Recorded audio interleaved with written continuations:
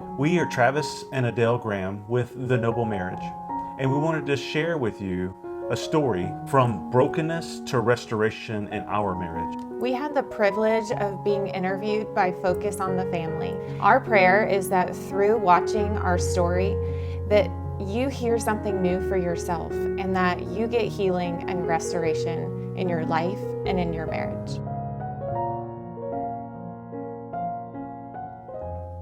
Hey friends, and welcome back to our channel. We are in a series all about our story, and this video is part 6. So if you're just joining us on our channel, go back to part 1. You're gonna wanna really hear the first parts of our story leading up to this video. In this video, we had left off with finding a resource called Hope Restored Intensive, and that's where we left off in part 5. So join us for part 6. When I found out that the intensive was at WinShape, like they have holy ground there, and I knew that God was going to work a miracle in our relationship. I knew it before we even went. So WinShape, every time I think we had been to about 4 marriage retreats at this point. So each time we would go, our marriage would improve because we would learn new tools and new ways of communicating. When I found out that the intensive was at WinShape, like they have holy ground there, and I knew that God was going to work a miracle in our relationship. I knew it before we even went. And you and I both went expecting God to move mountains in our relationship. And oh wow, the intensive was life-changing for both of us. I learned that my heart and my emotions and my fears are my responsibility, not his. And I had been looking to you for all of that and blaming you and then waiting on you to be able to move on. And that was huge for me because I'd never learned to take responsibility for myself. And then communication, wow. Like we learned so much about, there's so many things we have never communicated about. Yeah. So many things, so many topics, so many real heart issues that needed to be dealt with. And I wanted to really experience the full healing that God had for us there. And so our therapists were amazing. It was during that time that I felt heard for the first time in my life. It was so impactful for me that somebody saw my pain and saw where I was and not being overlooked as though I wasn't important and not good enough and all the lies that I told myself over the years. And I realized that I had a really deep core fear that was, I am not good enough. I'm not good enough for you. I'm not good enough for God or anybody else. And I realized that wasn't true, and I had made it true. Letting that go while we were there and allowing the Lord to really work in my heart was so pivotal. There's a few things I really got from the Hope Restored retreat or the intensive. One is taking responsibility for my own actions and my own heart, because I was giving that away, and it made me so powerless not to take responsibility for myself. And there's so much power when I do take responsibility. So I learned how to take responsibility, but another one is just being able to, for us to be able to communicate and it not be scary to enter into a disagreement. That if we do get into one, there are ways that we can navigate a disagreement by pausing, by stopping that cycle that's going on, and by praying to God, listen, what's going on in my heart, and change it to where we're still going to be on the same team and not feel on opposite teams. And I've never experienced anything like that and didn't know that was possible. I think for me, like learning new tools that we had never heard before, like how to communicate, how to listen to each other. I didn't know how to listen to you. Yeah. How to talk about the real issues that are going on in our heart. And it was literally like drinking from a fire hose while we were there. And so when we got home is when the real work started, because now we're back in our environment. And I remember we got in a disagreement. It was like the first day we were home. And it was the first time we worked through it. Yeah. And I saw that hope, like, oh my goodness, I see the cycle and I see how to get out of it. And we were able to do that. And then it just became a process of the next. So I ended up with a second spine surgery right after our intensive, which left me with a 3-month recovery process, stuck inside with him. And at the time, I was not happy about that because I thought I wanted alone time, but God knew we really needed that time as a couple to reconnect and rebuild the foundation of our marriage, beginning with God being my priority. God is our source, not each other. And we really started diving into how do we make this a lifestyle? So all the tools that we learned during that intensive, we spent the next 3 months actually getting to know each other for the first time. Like, Yeah. I had no idea how little I knew you. Right. And like, I love now that I can say I know you inside and out. And I believe it really started in that 3 months where we talked about everything. And the healing really started to happen in conversation. And Yes. you know, allowing those emotions to come when they came. And we spent a lot of tears together, just holding each other and That's praying. a good point, that healing is in the conversation. It's in sharing, is. getting the things out that are there Yeah. in a safe place where the other person's not judging and just listening and affirming that healing took place in both of our lives.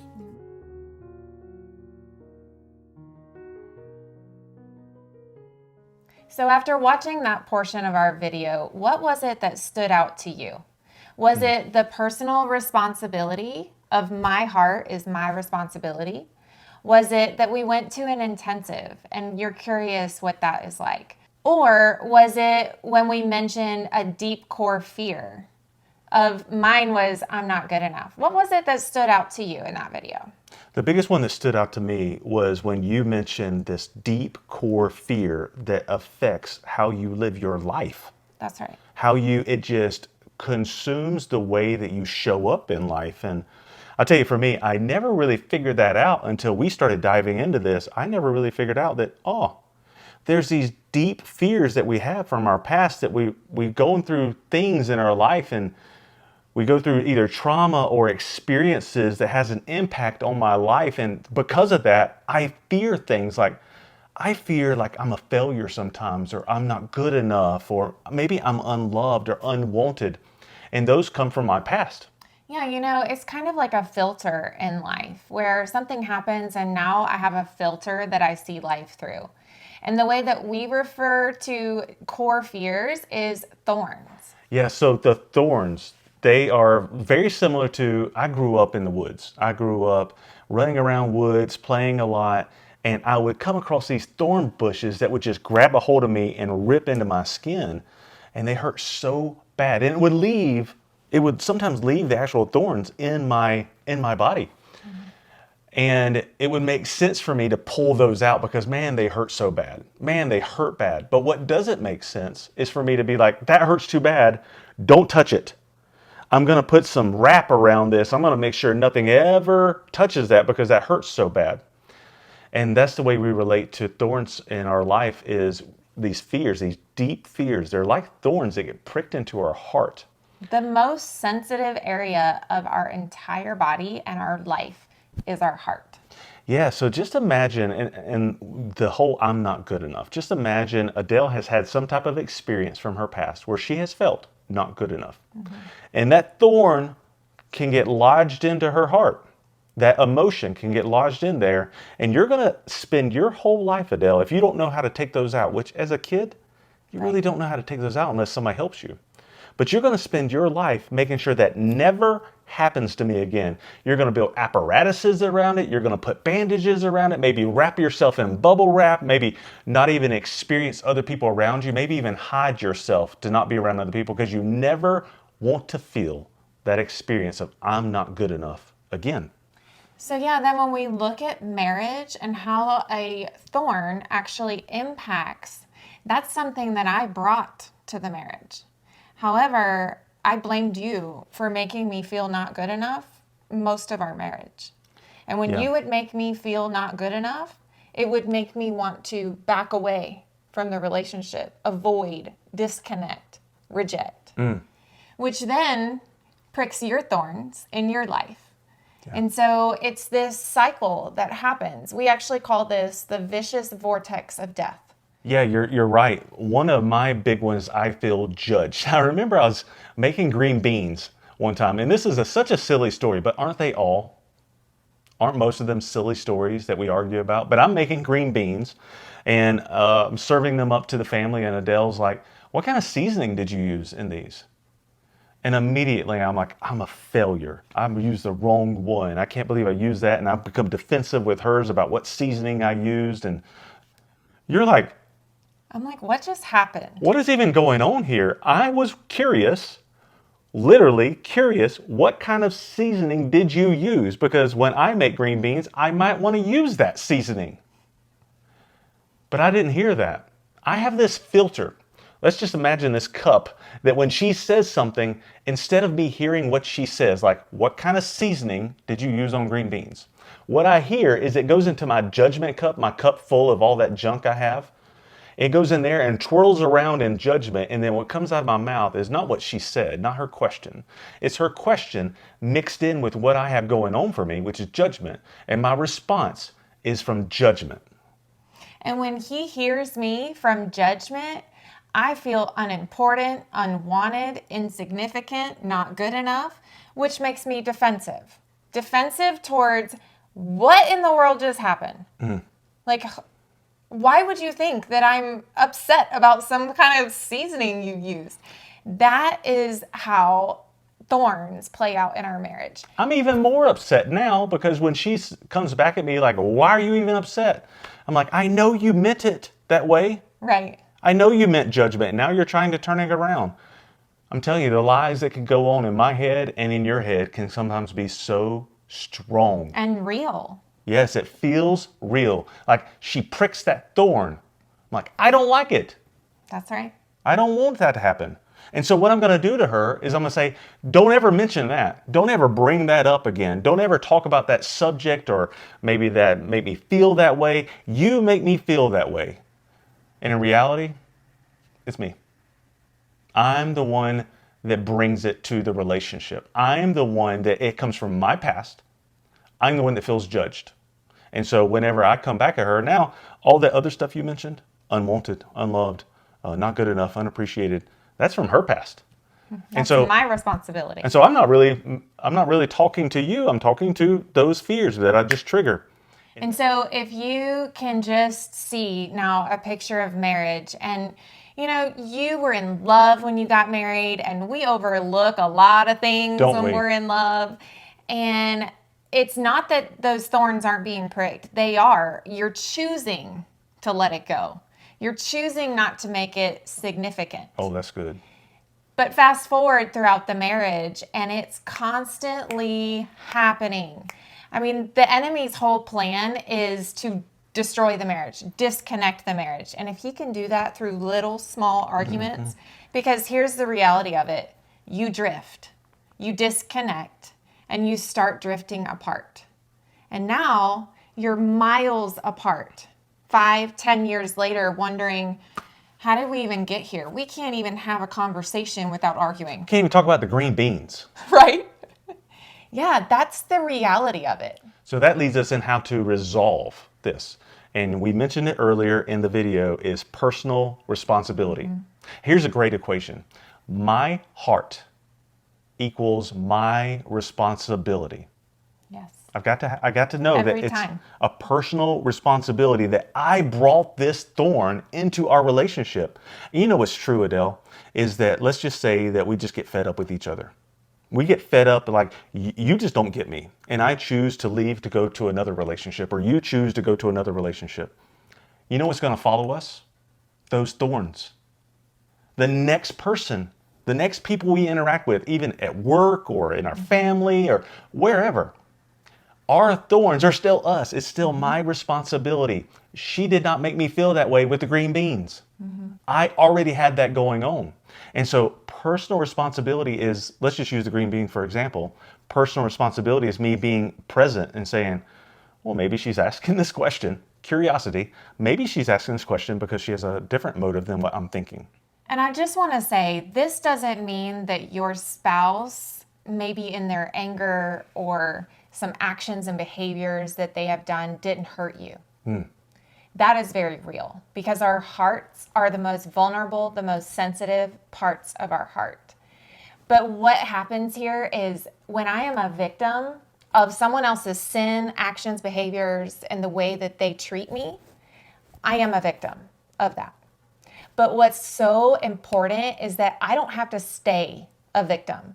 And when I take responsibility for, I just felt not good enough by that comment he just said, and I take responsibility for that, and I care for my heart, I care for myself, wow, it is so empowering. It empowers me to take more responsibility the next time, because it allows me to have good communication with you around that and how it made me feel and how my thorns impacted me. It allows me to prevent that from happening again by taking personal responsibility. And that is what is there for you, that when you take responsibility for your own emotions in your heart, you can show up in the marriage different.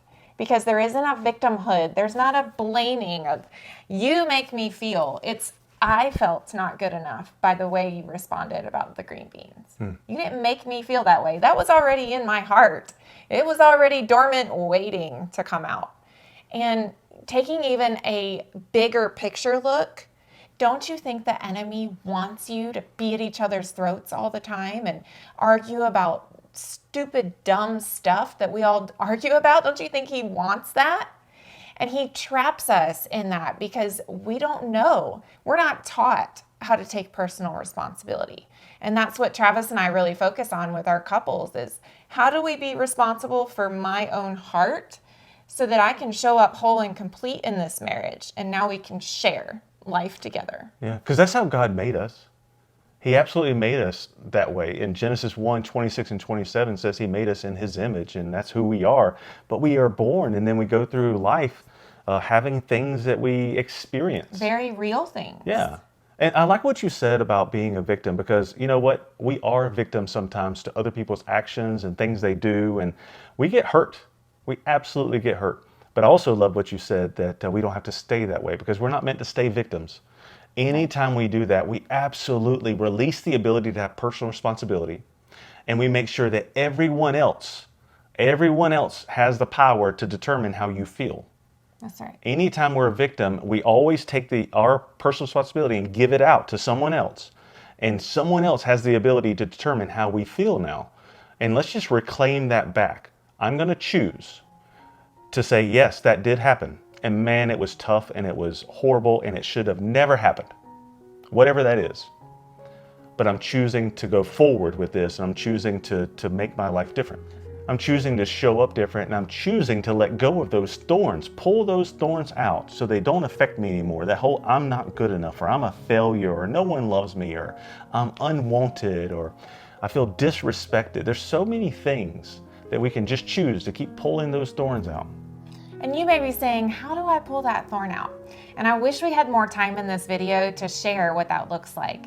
But please reach out to us, because that is how we address healing in a marriage. Is we've got to go after the root cause of the thorn and what is causing the stress and the trouble within the marriage to begin with. And so check out our transformation course for couples. If you're walking through betrayal, check out our Walking Through Betrayal course. It walks you through step by step on how to work through betrayal. And it's so much of our passion to help couples walk through the same challenges that we walked through in our own marriage. And there is healing. There's healing on the other side of this. And I also want to say that you may be a spouse that you're like, I want healing so bad. And my spouse, they don't seem to care. It only takes one spouse in the marriage to make the shift. And once that shift begins to happen, the other spouse starts to see something new, possibility for change in the marriage, and they start to show up different. It's almost like you can't help that happen in the marriage when one person shows up whole and complete and they are healthy inside and out. And so that may be you. Don't wait on your spouse to get the healing you need. You are worth it, your heart is worth it, and your marriage is worth it. Thanks for joining us today. If this had an impact on you, we would love to know what that is. You're welcome to put some comments down there. I am sure that other couples reading this would love to hear how you may have gotten rid of one of your thorns or how you have worked through issues in your own marriage. We are a community that has the ability to help each other. Thank you for being part of our journey, and please join us next week for part 7. We'll see you then. Bye. Bye.